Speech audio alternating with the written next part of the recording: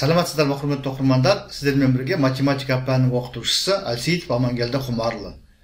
Бүгінгі сабағымызда алгебра пәнінен 10-шы сынып оқулығының нөмірі 36-шы есебін талдайтын боламыз. Сабақтың тақырыбы функцияның графигін түрлендіру. Сонымен 36-шы есеп y тең x-тен 1 функциясының графигін қолданып, мына үш функцияның графиктерін, яғни y тең x-тен 1 плюс 1, y тең минус x-тен 1 плюс 1,5, және y тең x плюс 1-ден 1 минус 2 функциялардың графиктерін бір координаталы жазықтықта салыңдар.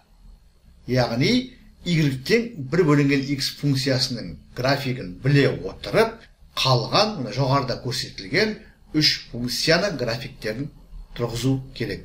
Ол үшін жоғарыда атап өткенімдей функциялардың графиктерін түрлендірулерді білуіміз керек. Қай уақытта оңға жылжыту, қай уақытта солға жылжыту, қай уақытта жоғары, қай уақытта төмен жылжыту.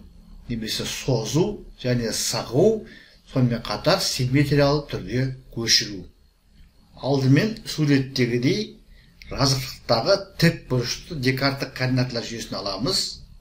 Содан кейін алдымен y тең 1 бөлінген x, яғни x-тен 1 функциясының графигін тұрғызамыз. Ол гипербола. Бәріміз де білеміз, бірінші, үшінші ширектерде орналасқан y пен x-тің біреуі шексізге ұмтылғанда координаталы оське шексіз жақындайтын қисық. Міне суретте көк түспен алғашқы функцияның, яғни мына y тең 1 бөлінген x функциясының графигін сызып қойдық. Әрі қарай келесі y тең x-тен 1 плюс 1 функциясының графигін сызу керек. Функцияға плюс 1 қосылып тұр. Жаңа функция алдық. Функцияға плюс 1 болса, ол бір бірлікке жоғары көтеру деген сөз. Егер плюс 2 болса, онда 2 бірлік жоғары көтереміз. Плюс 5 болса, 5 бірлік жоғары көтереміз. Егер минус 5 болса, онда 5 бірлік төмен түсіреміз. Бізде y тең x-тен 1 плюс 1 функциясының графигін тұрғызу керек. x-тен 1 функциясының графигі суретте міне тұр, көк түспенен.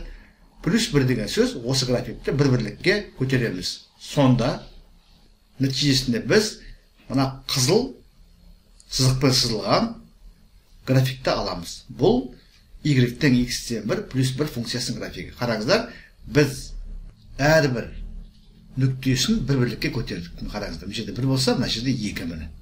Мына жерде де айырмасы 1-ге тең. Тағы сол сияқты. Келесі енді y тең минус x-тен 1 плюс 1,5 функциясының графигін сызу керек.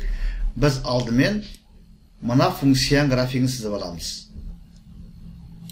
Бұл, қараңыздар, y тең x-тен 1 функциясының графигін минус 1, яғни симметриялы түрде түрлендіру арқылы шығады. Қалай түрлендіреміз? Функцияның алдында минус тұрғандықтан ox өсіне қарағанда симметриялы көшіреміз. Сонда қараңыздар, бастапқы берілген x-тен 1 мына функцияның графиктерін ox-ке қарағанда симметриялы көшіреміз. Төменгі жағында тұрған бөлігі енді жоғары жағына барады. Яғни үшінші ширектегі график екінші ширекке барады.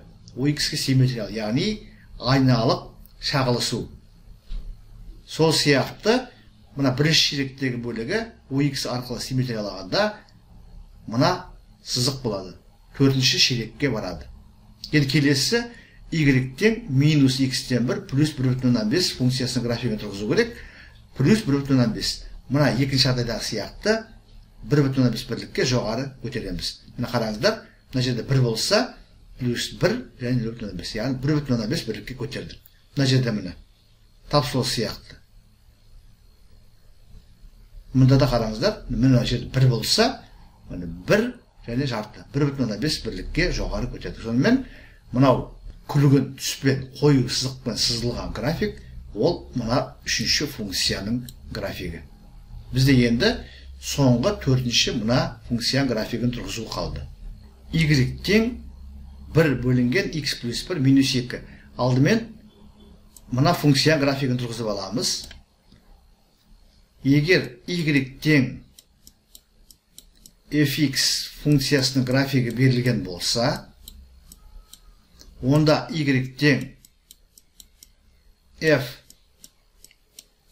x плюс a деген функцияның графигін a бірлікке солға қарай жылжыту. Бізде аның орнында міне бір тұр. Яғни біз берілген функцияның графигін, мына функция графигін бір бірлікке солға жылжытамыз. Қараңыздар, міне бастапқы көк түсті график бір бірлікке жылжыттым. Мына жерде міне минус 1 еді, бір бірлік солға жылжыттым, минус 2-ге барды. Мына жерде қараңыздар, x 1 еді, бір бірлік солға жылжығанда 0-ге барды. Яғни мына жасыл пунктир сызықпен сызылған ол y тең x плюс 1-ден 1 функциясының графигі. Енді мына y тең x плюс 1-ден 1 минус 2 функциясы графигін тұрғызу үшін, яғни мына функция графигін тұрғызу үшін, біз мына жасыл пунктир сызықты, яғни графикті 2 бірлікке төмен түсіруіміз керек. Дәл 2 бірлікке төмен түсіреміз. Қараңыздар, мына жерде минус 1 еді, 2 бірлік төмен түсірдік. Минус 3, міне график төмен түсті.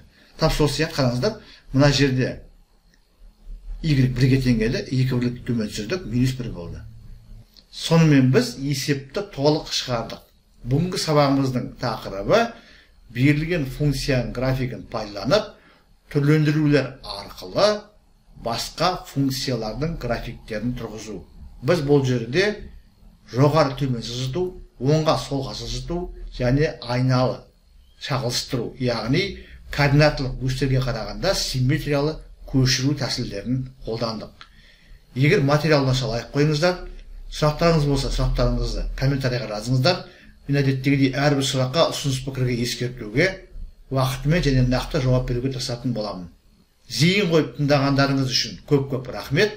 Келесі кездескенше.